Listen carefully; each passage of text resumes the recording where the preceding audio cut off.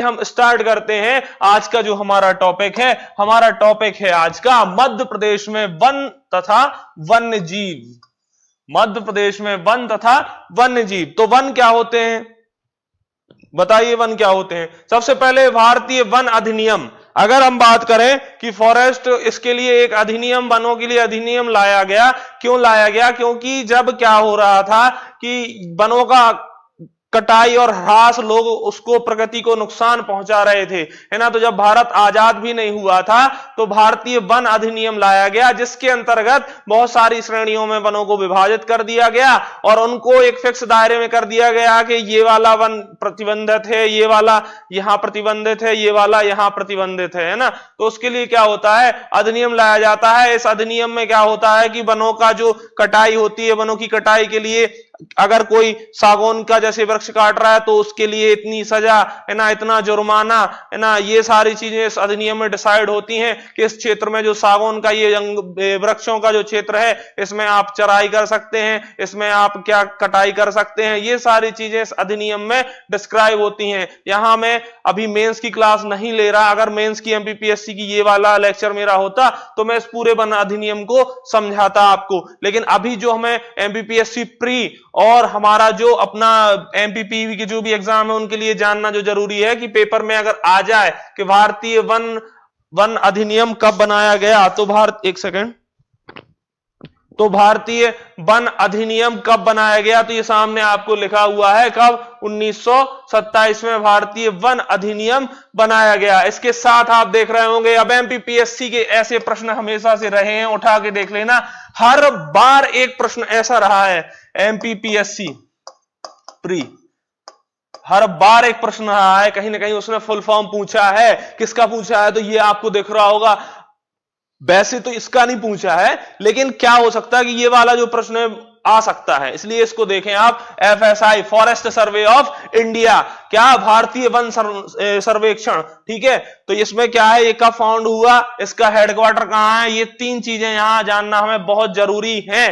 तो देखिए, पहला फैक्ट भारतीय वन अधिनियम 1927। दूसरा फैक्ट हम बात करें एफएसआई, ये लिखा है आपके सामने, फॉरेस्ट सर्वे ऑफ इंडिया, इसका फुल फॉर्म है, लिख लीजिए, है ना। और अगर हम बात करें इस जो फाउंडेड, कब फाउंडेड हुआ, तो 1 जून 1981, 1 जून 1981 को ये फाउंड हुआ, ठीक है। अगर हम बात करें हेडक्वार्टर है देहरादून, तो देखिए कितने, 1 2 3 और ये इस तरफ हुआ 4 फैक्ट हमने पहली लाइन से ही कवर कर लिए हैं, बहुत ज्यादा इंपॉर्टेंट है, आप मान के चलना एग्जाम में आएगा, है ना। इसलिए चारों फैक्ट आपको करके रखने हैं, क्लियर है, ठीक है। अब हम बढ़ते हैं आगे।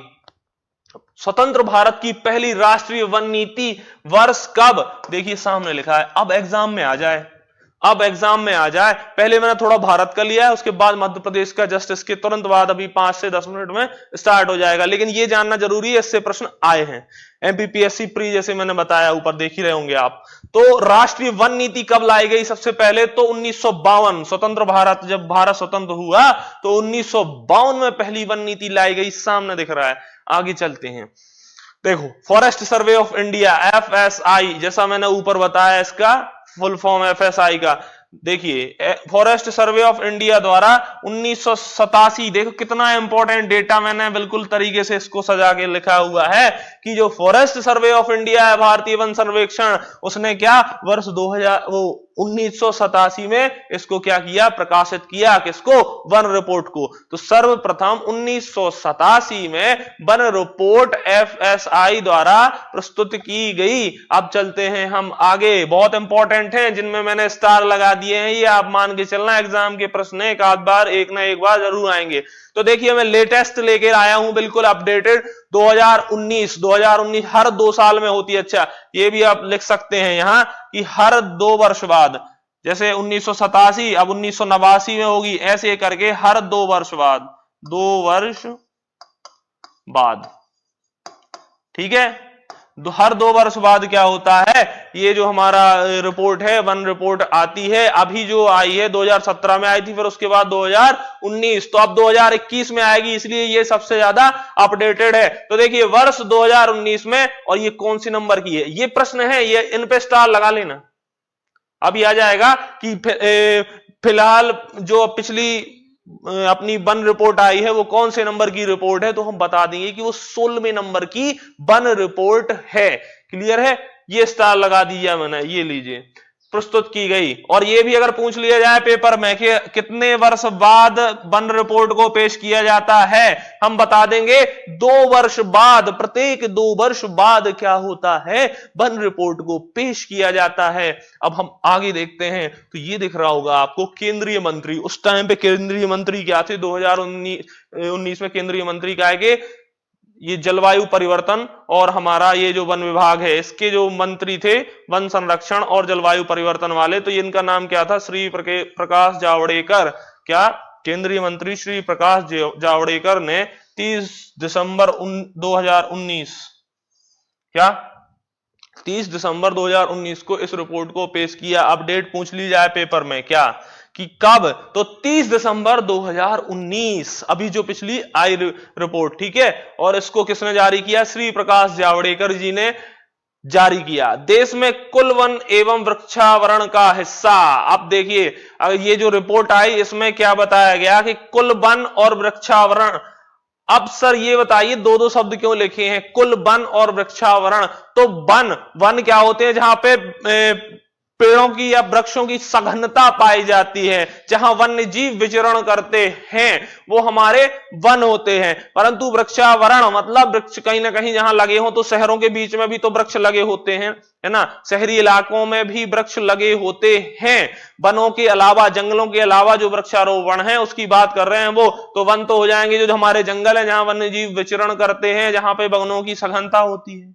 क्लियर है। और वन रोपण या वृक्षावरण जहां होता है वो शहरों के बीच में भी हो सकता है, तो वो टोटल बात कर रहा है कि जंगल है जितने और शहरों के बीच भी जो हमारे पौधे लगे हुए हैं, पेड़ लगे हुए हैं। आप क्लियर हुआ, वन और वृक्षावरण में, है ना, वन है जहां पर वृक्षों की सघनता है, जिसमें वन्य जीव विचरण करते हैं। और अगर हम बात करें वृक्षावरण की, तो वृक्षावरण कहीं भी हो सकता है, हमारे घरों में भी है, शहरों में भी है। तो ये सब अगर टोटल की बात कर लें तो वो जो क्षेत्र है वो क्षेत्र कितना है, ये देखिए आपके सामने लिखा है 8,07,276 वर्ग किमी, है ना, 8,07,276 वर्ग किलोमीटर। ठीक है, ये एरिया है। अगर हम देखें भौगोलिक क्षेत्रफल में वन एवं वृक्षावरण का हिस्सा, अब जो भारत का जो भौगोलिक हिस्सा है ना, जो हमारा क्षेत्रफल है उसमें कितने प्रतिशत भाग पर वन है, तो सामने देखिए बहुत इंपॉर्टेंट है ये प्रश्न, है ना, एमपीपीएससी के लिए तो बहुत ज्यादा। देखो क्या लिखा है, अब फिर से सर उसने दोनों की ही बात की है, वन की और वृक्षावरण की, मतलब सर जंगल की भी बात की है, और जो हमारे शहरों के बीच बीच भी वृक्षावरण या वृक्षारोपण किया जाता है उसको टोटल दोनों को लिया है।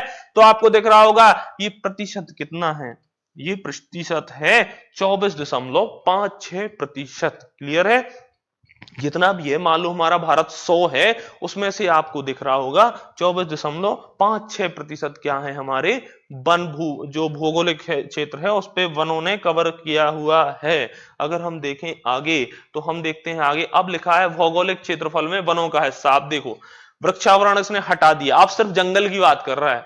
किसकी बात कर रहा है, तो अब सिर्फ वो जंगल की बात कर रहा है। तो जंगल की बात कर रहा है तो देखिए क्या लिखा हुआ है, 21.67%। क्लियर है। अब देखो वृक्षावरण इसमें से निकाल दिया तो इसमें से माइनस कर देंगे तो वृक्षावरण हमें मिल जाएगा कि वृक्षावरण कितना है। अगर हम बात करें भौगोलिक क्षेत्रफल में वनों का हिस्सा, तो आपको सामने दिख रहा है 21.67%। बहुत इंपॉर्टेंट डेटा है ना, स्क्रीनशॉट भी लेने दूंगा। पीडीएफ के लिए जाए मेरे जो टेलीग्राम ग्रुप है एमपीजी के बाद Vikas sir as it is search करेंगे, मैं आपको वहां मिल जाऊंगा। ठीक है, चलते हैं हम आगे। और यही प्रतिशत में अगर बात करें, देखो 24.56% तो है, वो कितने के बराबर, ये देखिए 8,07,276। अगर हम बात करें ये क्या 21.67%, तो इसमें अगर क्षेत्रफल की बात करें तो ये हो रहा है 7,12,249 वर्ग किलोमीटर। क्लियर है, देखिए डेटा बिल्कुल अरेंज करके मैंने लिखा हुआ है। अब आगे चले, वनावरण क्षेत्र में वृद्धि। वनावरण क्षेत्र में वृद्धि मतलब कि जो पिछली रिपोर्ट थी, है ना, जो पिछली रिपोर्ट थी उसमें वनावरण में जो क्षेत्रफल में वृद्धि हुई है वो कितनी हुई है। तो ये दिख रहा है आपको 2017 की रिपोर्ट और 2019 की रिपोर्ट दोनों में कंपेयर किया जाता है कि इसमें वृद्धि हुई कि कमी। तो वृद्धि पाई गई वनावरण में कि भारत में जो 2017 में वनावरण थे उससे भी ज्यादा अब थोड़ा सा क्षेत्रफल बड़ा है। वो कितना बड़ा है तो देखिए, वृद्धि की बात कर रहे हैं, सिर्फ वनावरण की बात कर रहे हैं, जंगलों की बात कर रहे हैं, अभी दोनों की बात नहीं हो रही है, सिर्फ वनावरण लिखा है। तो वनावरण क्षेत्र में वृद्धि, वनावरण क्षेत्र में वृद्धि, तो ये लिखा है आपको 3976 वर्ग किलोमीटर, 3976 वर्ग किलोमीटर। हम चलते हैं आगे, तो देखो हम चलते हैं आगे। वृक्षावरण क्षेत्र में वृद्धि, क्या अब देखो सिर्फ वृक्षावरण की बात की है सर, कहीं ना कहीं उसने अब जंगल या जो हमारे घरों में वृक्ष लगे हुए हैं उनके बारे में बात की है। तो देखो ये सामने इसमें कितना है 12 वर्ग किलोमीटर, मतलब 1212 वर्ग किलोमीटर। अब ये सिर्फ वृक्षावरण में वृद्धि की बात कर रहा है वो, क्लियर है। ये जो शहरों में पौधे या वृक्ष हैं इनमें वृद्धि बात कर रहा है कि 1212 वर्ग किलोमीटर क्षेत्रफल बढ़ा है पिछले बार से, 2017 की रिपोर्ट से। अब हम नेक्स्ट देखते हैं कुल वनावरण एवं वृक्षावरण क्षेत्र में वृद्धि। तो अब दोनों की बात कर दी उसने कि कुल जो वनावरण जो जंगल है और शहर दोनों को मिलाकर अगर वृद्धि की बात करें तो देखो ये लिखा है आपको, क्या लिखा हुआ है 5188, क्लियर है। दोनों को जोड़ भी सकते हैं आप तो आपको इतना मिल जाएगा। वनावरण और वृक्षावरण दोनों को जोड़ो तो कुल वृद्धि जो टोटल होता है वृक्षावरण और वनावरण, तो ये आपको मिल जाएगा 5188, डबल स्टार लगा लो, ये आएगा कि जो वृक्षावरण और वनावरण है भारत का उसमें कितने क्षेत्रफल की वृद्धि हुई है, हम टोटल बताएंगे 5188 वर्ग किलोमीटर की बढ़त या वृद्धि हुई है, क्लियर है। फिर से ये डेटा आप जल्दी से इसका स्क्रीनशॉट ले लो और उसको एक बार अच्छे से पढ़ना, सब कुछ क्लियर हो जाएगा। बहुत ढूंढ ढूंढ के एक जगह मैंने अरेंज किया है, तो स्क्रीनशॉट लो।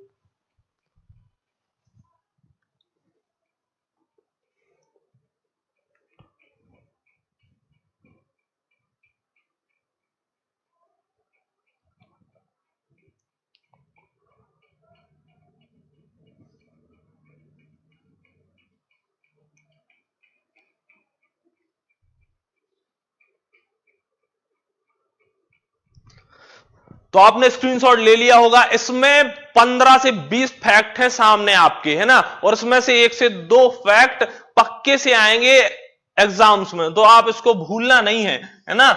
इसको हम तो चले हम आगे। अभी तक हमने क्या देखा, अभी तक हमने देखा वृक्षावरण और वनावरण दोनों का ही टोटल देखा, तो उसमें वृद्धि हमने बताई थी कितनी 5188 वर्ग किलोमीटर। अगर हम बात करें कि ये रिपोर्ट तैयार कौन करता है, तो ये देखो, ये भी ऐसा प्रश्न आ सकता है कि भारतीय वन रिपोर्ट को तैयार किसके द्वारा किया जाता है। फिर से सुनो, भारतीय वन रिपोर्ट को किसके द्वारा तैयार किया जाता है। तो हम बता देंगे, हम क्या बता देंगे कि सर आपने ही तो बताया था कि वो जो भारतीय वन सर्वेक्षण है FSI, जिसका हेडक्वार्टर देहरादून में है, वो क्या है, वो हमारा इसको वन रिपोर्ट को जारी करता है, जारी करता नहीं सॉरी तैयार करता है। जारी करता कौन है, तो जारी कौन कर रहा है, देखिए केंद्रीय पर्यावरण वन और जलवायु मंत्रालय। ये इसके मंत्री कौन थे, केंद्रीय मंत्री, तो श्री प्रकाश जावड़ेकर जी थे 2019 में, जिन्होंने अपना ये क्या करा, वन रिपोर्ट को पेश किया। अब हम चलते हैं आगे। तो ये IRS जो देखिए ये क्या होता है, अब सर कैसे काउंट होते होंगे वन, तो क्या होता है सैटेलाइट के थ्रू जो सघनता होती है वनों की वो देखी जाती है। सैटेलाइट जिसका नाम क्या है IRS रिसोर्स सेट 2, ठीक है, इसका इस्तेमाल किया गया है, इस उपग्रह या फिर सैटेलाइट का यूज किया गया है वनों की सघनता या वन रिपोर्ट को तैयार करने के लिए, ठीक है। तो हम बता देंगे, हम क्या बता देंगे कि IRS रिसोर्स सेट 2 सैटेलाइट उपग्रह है वो, जिसने क्या किया है, वनों की कहीं ना कहीं गणना की है, वनों का क्षेत्रफल बताया है हमें, और इसको जो रिपोर्ट है इसको बनाया किसने है, तैयार किसने किया है, तो FSI forest survey of India, ठीक है। तो इसने क्या किया है, इसने किया है हमारा जो रिपोर्ट तैयार, और इस कब फाउंड हुआ था? 1981, अभी ऊपर बता चुका हूं। इसके साथ इसका हेडक्वार्टर बहुत इंपॉर्टेंट है। एसएससी एग्जाम हो या फिर कोई भी सेंट्रल एग्जाम हो, रेलवे हो, या फिर हमारा जो मध्य प्रदेश के जो एग्जाम्स होते हैं, या बोले तो एमपीपीएससी जो लोक सेवा आयोग है मध्य प्रदेश का, उसमें भी ये प्रश्न पूछा गया है 1 से 2 बार। और अभी भी बहुत ज्यादा संभावना है कि वन जो एफएसआई है ना, इसका हेडक्वार्टर कहां पर है। क्लियर है? चलते हैं हम आगे। तो ये देखिए अब इसमें क्या जोड़ा गया, तो 2019 में एक नया अध्याय जोड़ा गया। ऐसे प्रश्न जरूर आते हैं, या तो थीम पूछ लेते हैं। आपने देखा होगा कि जब आप एग्जाम देने जाते हैं तो जो डे होते हैं ना, कि कहीं गौरैया दिवस, कहीं हुआ हमारा, या बात करें ये पर्यावरण दिवस आता है अपना, है ना, एनवायरमेंट डे, तो कहीं ना कहीं इनकी थीम पूछी जाती है। तो इसमें नया अध्याय क्या जोड़ा गया आप देख सकते हैं, वनों की प्रकार एवं जैव विविधता। अब जैव विविधता पे बहुत ध्यान दिया जा रहा है, क्योंकि कहीं ना कहीं जो हमारी प्रजातियां हैं जीवों की, वो विलुप्त की ओर जा रही हैं। इसलिए जैव विविधता को समझना, जानना बहुत जरूरी है हमें। इसलिए इस अध्याय को जोड़ा गया। नाम क्या था? वनों के प्रकार एवं जैव विविधता। इसका भी स्क्रीनशॉट लेना हो तो जल्दी से लो।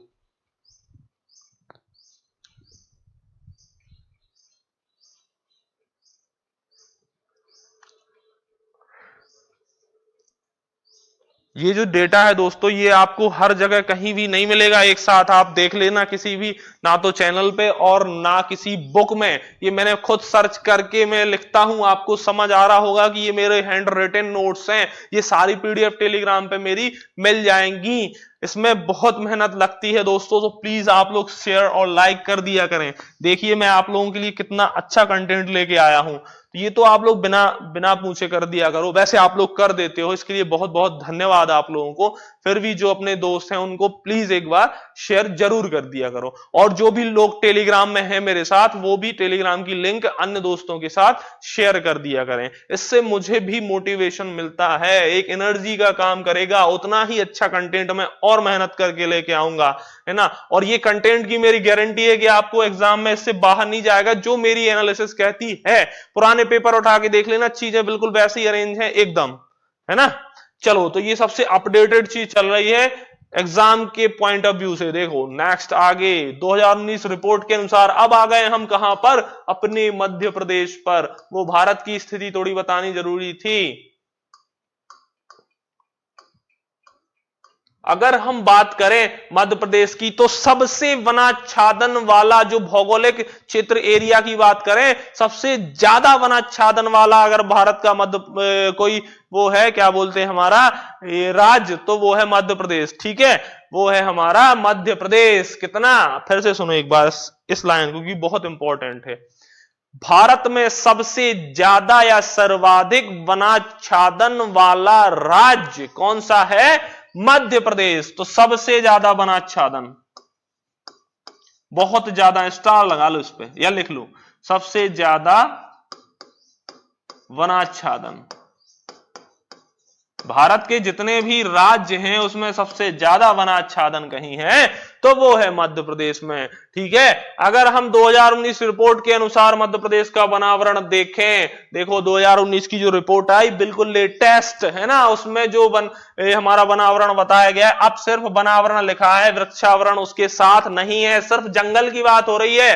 तो जंगल का जो क्षेत्र है हमारा वो कितना है? वो है 77,482, मतलब 77,482 वर्ग किलोमीटर। याद कर लेना इसको जरूर स्टार लगा दिया मैंने, ये लो, जहां स्टार लगा दिया करूं उसको याद आप कर लिया करो, नोट कर लिया करो कि सर ने बताया था कि ये जो मध्य प्रदेश में वनावरण है वो कितना है? 77,482 वर्ग किलोमीटर। अब हम चलते हैं आगे, भौगोलिक क्षेत्र में वनावरण। अब देखिए, जो अभी तक ये वनावरण का सिर्फ हमने जो क्षेत्र देखा था कि वर्ग किलोमीटर में कितना है, अब हम प्रतिशत में भी देखेंगे, क्योंकि प्रतिशत से भी प्रश्न आया है, तो इसमें भी स्टार लगा लो। पेन चेंज करता हूं, अब देखो इसमें भी क्या करो, हम स्टार लगा लेते हैं। तो ये भी हमारे लिए बहुत इंपॉर्टेंट डेटा है। दोनों डेटा याद करना मध्य प्रदेश के एग्जाम के लिए तो बहुत ज्यादा महत्वपूर्ण है। क्या मध्य प्रदेश में वनाच्छादन जो वनाच्छादन है या वनावरण है, सिर्फ जंगल की बात करें तो उसमें जो क्षेत्र है वो हमारा कितना है, वो क्षेत्र आपको दिख रहा होगा 77,482। और अगर हम बात करें प्रतिशत में कि वो प्रतिशत में कितना है तो आपको दिख रहा होगा ये प्रतिशत में ये है 25.14%। अब हम चलते हैं आगे, तो हमने देखा कि कुल वनावरण एवं वृक्षावरण का हिस्सा, आप देखिए दोनों आ गए, वनावरण भी और वृक्षावरण भी अब दोनों हैं। तो देखो वृक्षावरण और वनावरण कितना, तो ये बढ़ के पहुंच गया कितना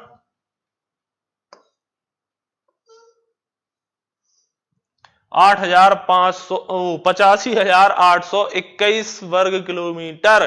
ठीक है, अब ये सिर्फ था क्या, ये था हमारा सिर्फ जो बात कर रहा था वो वनों की या जंगलों की, उसके साथ आ गया क्या वृक्षावरण। तो वृक्षावरण ये देखिए 85,821। अगर हम बात करें कि सिर्फ वृक्षावरण, अब सिर्फ हम शहरों के बीच या जो भी हमारे यहाँ वहां वृक्ष हैं लगे हुए हैं उनकी बात करें तो वो है 8,339। आप 85,821 में से इसको घटाएंगे तो हमें ये मिल जाएगा, क्योंकि सिर्फ वृक्षावरण की बात कर रहा है। और वृक्षावरण का प्रतिशत अगर हिस्सा देखें तो ये कितना है 2.71%। सब में स्टार लगा लो, सब ये इंपॉर्टेंट पॉइंट हैं।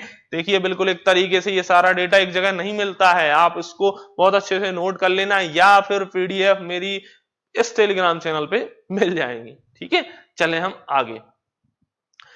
तो अब जैसे ही हम आगे चले तो हमें क्या दिखाई दे रहा है, हमें दिखाई दे रहा है कि क्षेत्रफल की दृष्टि से सर्वाधिक वन आवरण वाले जिले। आप देखो ऊपर का क्लियर है ना, ऊपर बिल्कुल ये मैंने साफ बताया कि देखो एक बार फिर से बता देता हूं, आएगा प्रश्न इसलिए यहां पे एक बार फिर से बता रहा हूं, मुझे भी जबरदस्ती की एनर्जी लग रही है दोबारा बताने में। देखो 2019 की रिपोर्ट के अनुसार वनावरण मतलब जंगल कितने हैं 77,482 वर्ग किलोमीटर। अगर हम बात करें भौगोलिक क्षेत्रफल में सिर्फ वनावरण का हिस्सा प्रतिशत में, यहां प्रतिशत लिख लो ज्यादा हो तो, प्रतिशत में कितना है वो 25.14% है। और अगर हम बात करें दोनों की, वनावरण भी देखिए ये लिखा है और वृक्षावरण भी देखो ये लिखा है, तो दोनों में का हिस्सा है 85,821 वर्ग किलोमीटर। और अगर हम बात करें कुल वनावरण, सिर्फ वृक्षावरण की बात कर रहा है जो शहरों के आसपास लगे हुए हैं, वो है 8,339। और अगर हम देखें भौगोलिक क्षेत्र में वृक्षावरण का हिस्सा प्रतिशत में, ठीक है, तो वो है 2.71%। हम चलते हैं आगे। जब हम आगे गए तो क्षेत्रफल की दृष्टि से सर्वाधिक वन आवरण वाले जिले, यहां से प्रश्न आया है।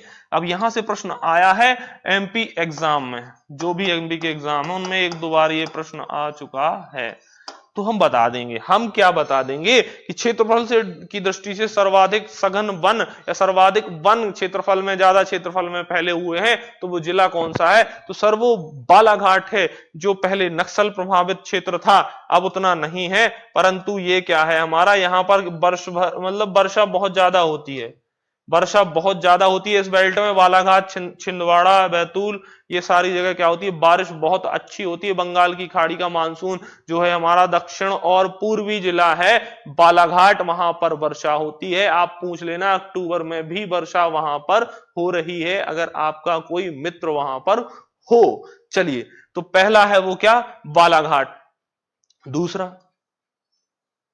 दूसरा है सर वो है छिंदवाड़ा। तीसरा बैतूल। दिख ही रहा होगा आपको, ये पूरा का पूरा दक्षिण वाला एरिया की बात कर रहे हैं, दक्षिण पूर्व है ना। तो यहां पर क्या है, क्षेत्रफल की दृष्टि से वन का जो आवरण है, वन जो फैले हुए हैं, वन का जो क्षेत्रफल है, सर्वाधिक जिला याद रखना बालाघाट, क्योंकि यहां खूब बारिश होती है। क्लियर है, पहला याद रखना, बाकी के दो रहें याद या ना रहें। स्टार किसमें लगाना है, लगा दिया है मैंने बालाघाट। क्लियर है। अब चलो आगे, क्षेत्रफल की दृष्टि से न्यूनतम। अब सर आपने सर्वाधिक बता दिया था, अब न्यूनतम तो भी तो बताइए। तो न्यूनतम जो वनाच्छादन है उसकी बात करते हैं, है ना, न्यूनतम की बात करना है इस बार हमें। तो न्यूनतम देखिए कौन से हैं वो, तो वो क्रमशः हैं उज्जैन। उज्जैन में आपको देखिए, ये भी मैंने क्षेत्रफल भी उसका लिख दिया कि अगर ये सर्वाधिक है तो कितना है, तो ये देखिए 4,932, लेकिन ये पेपर में आएगा नहीं। ठीक है, अब हम चलते हैं आगे। तो ये देखो, क्षेत्रफल की दृष्टि से न्यूनतम वन आवरण वाले जिले क्रमशः, तो वो एक है उज्जैन, दूसरा है कौन सा, रतलाम, तीसरा है शाजापुर, है ना। शाजापुर कब, ये बगल में लिखा है अविभाजित, जब विभाजन नहीं हुआ था उसके हिसाब से बात कर रहा है, क्योंकि वो जंगल एक साथ ही है ना। और ये हमारा जो नीचे लिखा हुआ है इसका कि कितने क्षेत्रफल में फैला हुआ है, तो सबसे कम उज्जैन में है 36 वर्ग किलोमीटर। याद रखेंगे हम, सिर्फ उज्जैन, स्टार लगा लो। उज्जैन में सर्वाधिक क्षेत्रफल पर जो जिला है जिसमें सर्वाधिक क्षेत्रफल पर वन है वो है बालाघाट। न्यूनतम क्षेत्रफल पर जो वन फैले हुए हैं वो है उज्जैन। सबसे ज्यादा वन बालाघाट, सबसे कम वन उज्जैन। सबसे ज्यादा है पूर्वी ओर, सबसे कम है पश्चिमी ओर। पश्चिमी जिला है उज्जैन और पूर्वी जिला है बालाघाट। तो ये चले हम आगे, हम चलते हैं अब आगे। स्क्रीनशॉट लेना है क्या, ले लो।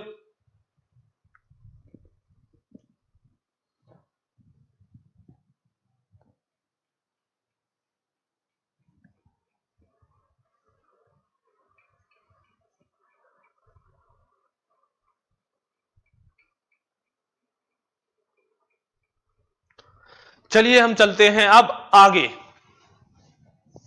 स्क्रीनशॉट लेने से अच्छा है आप पीडीएफ प्राप्त करें टेलीग्राम से, है ना, प्रिंट निकलवा लें और अच्छे से पढ़ें।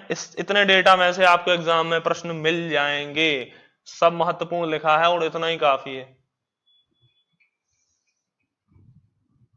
चलिए हम चलते हैं आगे। अब देखें सर्वाधिक वन प्रतिशत, तो अभी अभी तो बताया सर्वाधिक वनाच्छादन वाला हमारा जो जिला है वो क्या है, वो हमारा जिला है बालाघाट, बताया ही था। अगर हम देखें और प्रतिशत भी लिखा है बगल में, देखिए कितने प्रतिशत, प्रतिशत ही तो पूछा है, सर्वाधिक तो हम ऊपर देख ही चुके हैं, ये था सर्वाधिक वृक्षारोपण वाला, वृक्षावरण वाला जो हमारा जिला है वो बालाघाट था। प्रतिशत में भी देखें तो बालाघाट, देखिए आधे से ज्यादा भाग पर जो जिला है उसके आधे से ज्यादा भाग पर यहां पर क्या है, वन है। कहां, बालाघाट में। देखिए 53.44%। क्लियर है। प्रतिशत में भी बात करें, अब प्रतिशत आपको याद नहीं रखना, आपको सिर्फ इतना ध्यान रखना है कि सर्वाधिक वनाच्छादन में जो जिला है वो बालाघाट है। प्रतिशत में भी अगर देखें तो भी बालाघाट है, पहला ही याद रखना है, दूसरे पे नहीं जाना।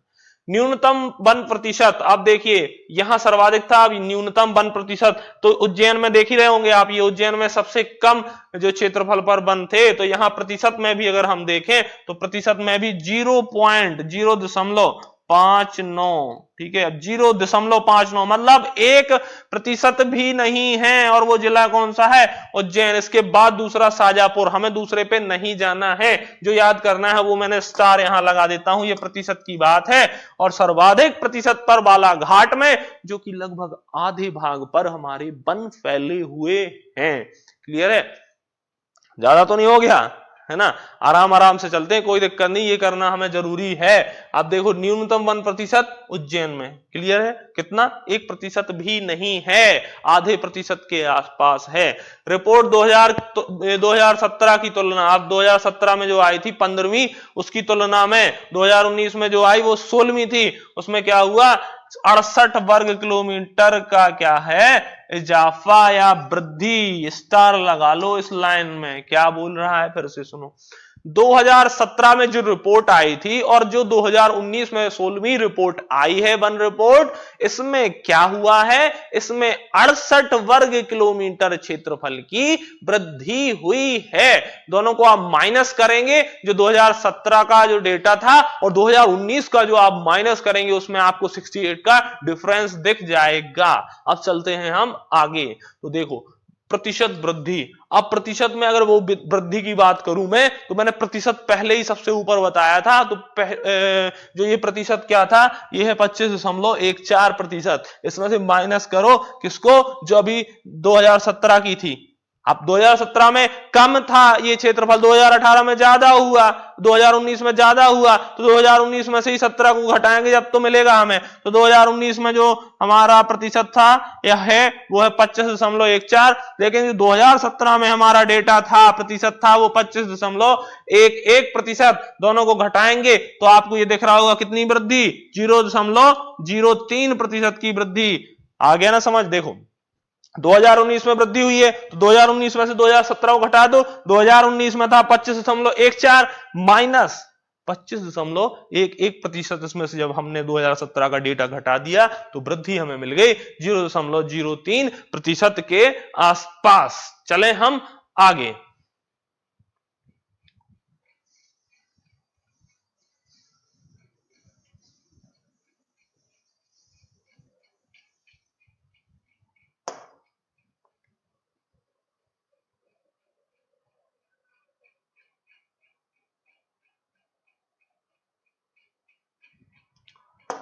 तो देखिए ये क्या लिखा हुआ है, मध्य प्रदेश में वनों का राष्ट्रीयकरण। अब बहुत इंपॉर्टेंट है, ये प्रश्न आ चुका है, वन रक्षक एग्जाम में पूछा जा चुका है। क्या पूछा है? मध्य प्रदेश में वनों का राष्ट्रीयकरण। जो वनों का राष्ट्रीयकरण हुआ है वो 1970, और भारत में प्रथम राज्य वो क्या था? भारत में पहला राज्य था जिसने वनों का क्या किया था? तो वनों का राष्ट्रीयकरण किया था। सर किसने? मध्य प्रदेश ने। कब? 1970। तो ऐसा प्रश्न आ चुका है पेपर में कि वह भारत का कौन सा राज्य है जिसने सर्वप्रथम वनों का राष्ट्रीयकरण किया?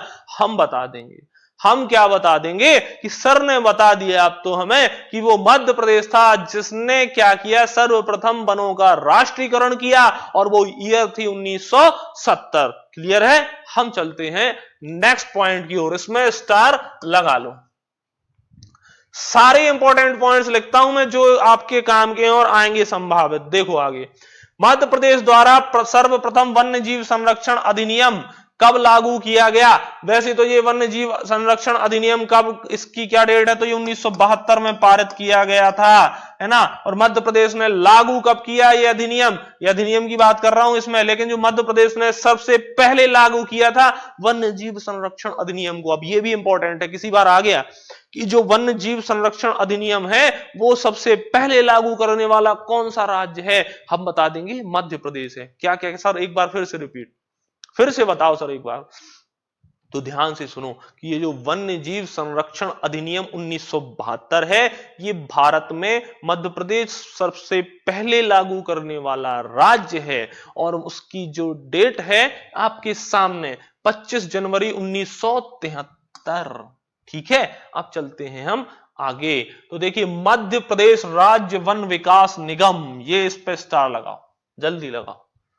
ये स्टार ऑलरेडी लगे हैं, ये चारों इंपॉर्टेंट है। क्या? मध्य प्रदेश राज्य वन विकास निगम 24 जुलाई 1975। स्टार 5 से 6 बार पूछा जा चुका है, हम याद करेंगे इसकी डेट। क्लियर है? मध्य प्रदेश राज्य वन निगम, वन विकास निगम। क्लियर है? अब हम आगे देखें, मध्य प्रदेश वन नीति कब कब आई? एक तो 1952 जब भारत की आई थी उसी समय मध्य प्रदेश की आ गई थी, और जो अभी आई थी, जो पिछली आई है वो 2005 में आई थी। ठीक है, ये आपको याद रखना है। ठीक है, यहां से जो हमारा मेंस में प्रश्न आया है कि जो आएगा कि जो वन नीति है उसको एक्सप्लेन करें या उस पर एक टिप्पणी करें, तो आपको लिखना पड़ेगा। यहां मैं अभी मेंस की क्लास नहीं ले रहा हूं, इसलिए सिर्फ इतना ही बता के छोड़ देता हूं, क्योंकि एक बार ये पूछा जा चुका है कांस्टेबल एग्जाम में कि मध्य प्रदेश की वन नीति कब कब आई, और ये दोनों ऑप्शन में थे, तो हम बता देंगे 1952 और 2005। क्लियर है? चलिए हम चलें आगे। तो ये जो मैं जहां मैंने स्टार लगाए हैं ये आपको भूलने नहीं है। अब चलते हैं हम आगे। वन पेटियों की बात करें तो वन घनत्व एवं विस्तार की दृष्टि से मुख्यतः 3 पेटियां हैं। वन घनत्व है जो वन की डेंसिटी, विस्तार की दृष्टि से मुख्यतः कितनी है? आप पेपर में आ जाए कि मध्य प्रदेश में वन सघनता की कितनी वन पेटियां हैं। अभी तक नहीं आया है, अभी तक नहीं आया है, लेकिन अब आ सकता है ना, आ जाएगा। हम क्या करेंगे? हम बता देंगे कि जो मध्य प्रदेश में वन पेटियां हैं वो कितनी है। वो सर 3 वन पेटियां हैं जहां पर सघनता पाई जाती है। चले हम आगे। तो देखो कौन सी है वो। एक तो है विंध्य कैमूर श्रेणी वन पेटी, पहली जो दिख रही है आपको वो है विंध्य कैमूर श्रेणी वन पेटी। ठीक है, यह पेटी उत्तर में, अब देखो ये पेटी कहां तक फैली हुई है? यह पेटी फैली हुई है उत्तर में दमोह सागर तक फैली है। यहां पर क्या है? विरल वन पाए जाते हैं, उतने सघन नहीं है, लेकिन यहाँ वनों की अधिकता पाई जाती है। सघन नहीं है, बस विरल है। उत्तरी भाग है, वहां पर ये है विंध्य कैमूर की जो हमारी श्रेणी पेटी है। चले हम आगे चलते हैं तो मुरैना एवं शिवपुरी पठार की पेटी, जो दूसरी हमारी वन पेटी है वो मुरैना एवं शिवपुरी पठार की पेटी। इस वन में पेटी में क्या कटीले वृक्ष पाए जाते हैं। अब देखिए वनडे एग्जाम का प्रश्न तो खत्म हो गया सबसे ऊपरी लाइन में कि क्या वन घनत्व एवं विस्तार की दृष्टि से मुख्यतः कितनी वन पेटियां हैं, इतना ही आना है वनडे एग्जाम में, जो हमारे जेल पहरी या फिर जो हमारे कांस्टेबल वगैरह का एग्जाम होगा ऑब्जेक्टिव। लेकिन अगर मेंस की बात करें तो मेंस में हमें लिखना पड़ जाएगा, अगर आ गया कि वन घनत्व एवं विस्तार की दृष्टि से मुख्यतः जो हमारी पेटियां हैं उन पर एक टिप्पणी कीजिए, तो हम बता देंगे कि जो एक है वो विंध्य कैमूर श्रेणी की वन पेटी है, दूसरी हमारी मुरैना एवं शिवपुरी पठार की जो हमारा चंबल संभाग है उसकी। ठीक है, नेक्स्ट हम चलते हैं आगे की ओर। तो देखो इस वन पेटी में कटीले वृक्ष पाए जाते हैं। इसके बाद जो तीसरी पेटी है वो है हमारी नर्मदा के दक्षिण में एक चौड़ी पेटी। तो नर्मदा का दक्षिण आपको पता ही होगा, दक्षिणी मध्य प्रदेश की बात कर रहा है वो।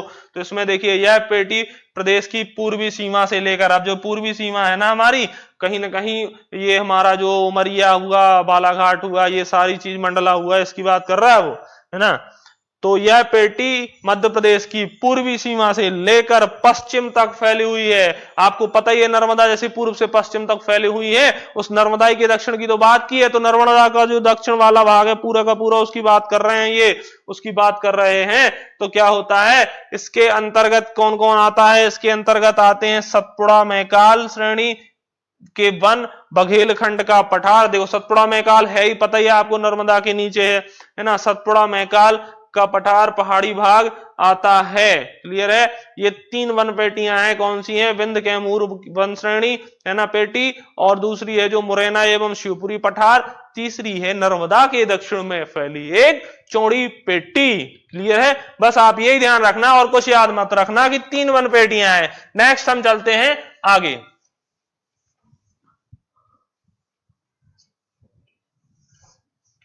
और कुछ याद मत करना उसमें, लेकिन आपको जानना जरूरी था वो पेटियां कौन सी हैं। एक उत्सुकता होती है ना कि सर ने बताया लेकिन वो पेटियां कौन सी हैं आखिर, है ना, वो तीन पेटियां कौन सी हैं तो मैंने बता दिया। आप देखिए फिर से इंपॉर्टेंट पॉइंट्स आ चुके हैं आपके सामने।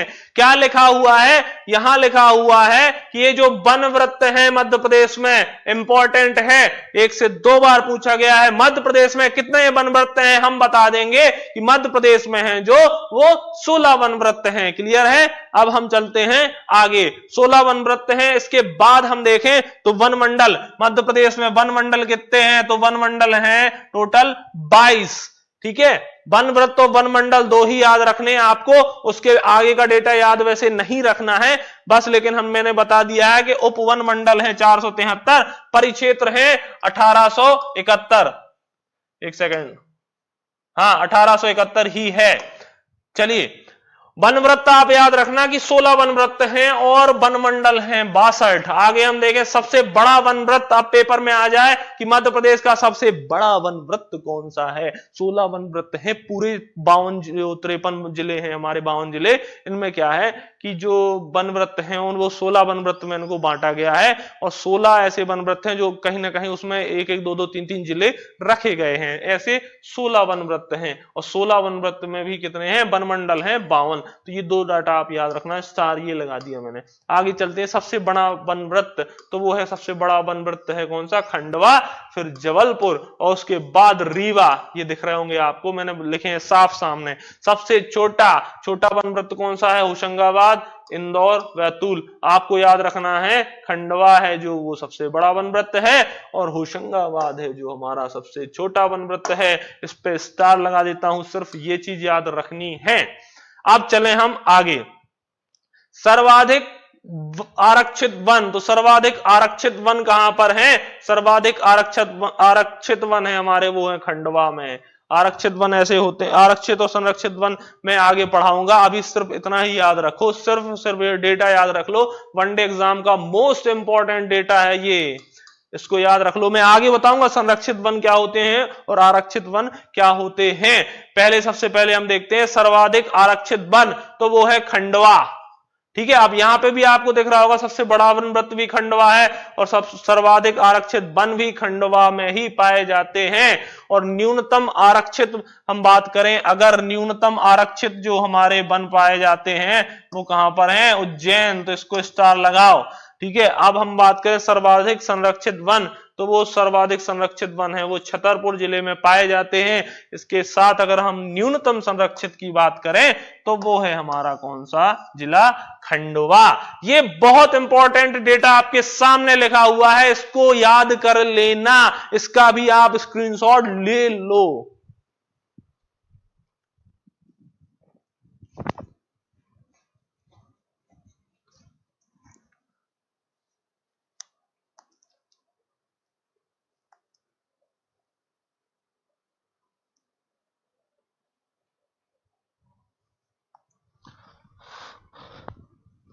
तो आप लोग इस सारे डेटा को याद करके रखना, पीडीएफ मेरे टेलीग्राम चैनल पे आपको मिल जाएगी। ठीक है। और ये देखिए कितने तरीके से, मैं कोई जल्दबाजी नहीं है, हमें सारी चीजें मैं बहुत तरीके से आपके लिए लेके आया हूं। तो आप पढ़ते रहिए, बने रहिए मेरे साथ। और ये आज का जो था हमारा वन का पहला पार्ट था, हम अगले पार्ट में आपसे फिर मिलने वाले हैं। तो अपना ध्यान रखिए और इस वीडियो को ज्यादा से ज्यादा प्लीज शेयर कर दिया करें।